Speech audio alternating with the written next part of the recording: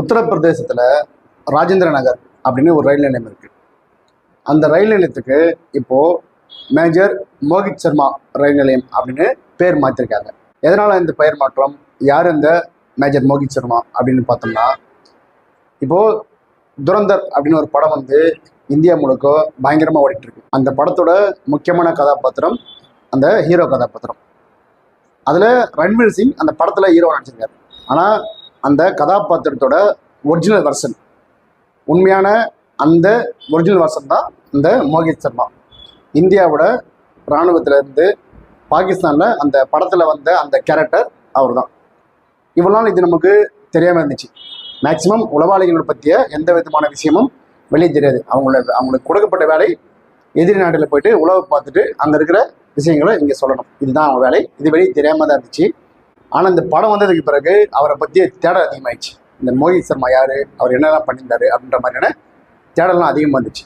இந்திய இராணுவத்தில் பணியாற்றிய அவர் பாகிஸ்தானுக்கு உளவு பார்க்கறதுக்காக இப்திகார் பட் அப்படின்ற ஒரு புனைப்பெயரில் போயிட்டு அங்கே இருக்கிற அந்த பாகிஸ்தான் தீவிரவாதிகளோட பழகி அவங்களோட நடவடிக்கைகள்லாம் அவங்களுக்கு நம்பகத்தன்மை உருவாக்கி, அதுக்கப்புறம் அங்கேருந்து இந்தியாவுக்கு எதிரான அந்த வேலைகள்லாம் அவன் இந்தியாவுக்கு தெரிவித்து பல வேலைகளை முறியடிச்சிருக்காரு. ஸோ அதுதான் வந்து அந்த படத்தோட கதையும், அதுதான் அந்த மேஜர் மோகித் சர்மோட உண்மையான அங்கே நடந்த சம்பவங்களும். அதன் தொடர்ச்சியாக தான் இப்போது அவருக்கு அந்த உத்தரப்பிரதேசத்தில் இருக்கிற ராஜேந்திர நகர் அந்த ரயில் நிலையத்துக்கு அவரோட பேரை வச்சுருக்காங்க.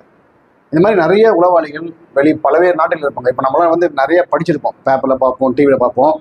இந்தியாவுக்கு எதிரான கருத்தை வெளிநாடுகளில் பேசுகிறவங்களாம் நிறைய நாட்டுகளில் பார்த்திங்கன்னா அடையாளம் தெரியாத மர்ம நபர்களால் சுட்டு கொலை அப்படின்னு செய்திகள்லாம் வந்திருக்கும்.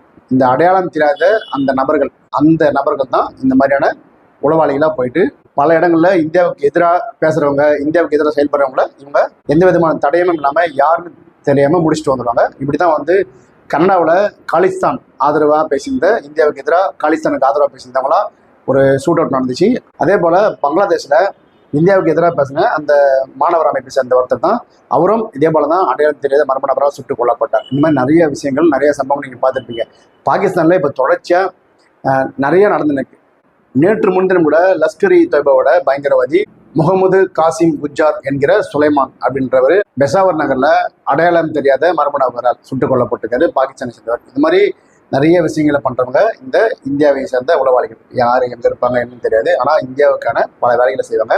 அப்படி இந்தியாவுக்கு மிக துணிச்சலான பல வேலை செஞ்சு அசோகா சக்கரம் விருது பெற்றவர் தான் நம்ம மேஜர் மோகித் சர்மா. அவருக்கு தான் இந்த மேஜர் மோகித் சர்மா ராஜேந்திர நகர் ரயில் நிலையம் அப்படின்னு பெயரை வச்சிருக்காங்க.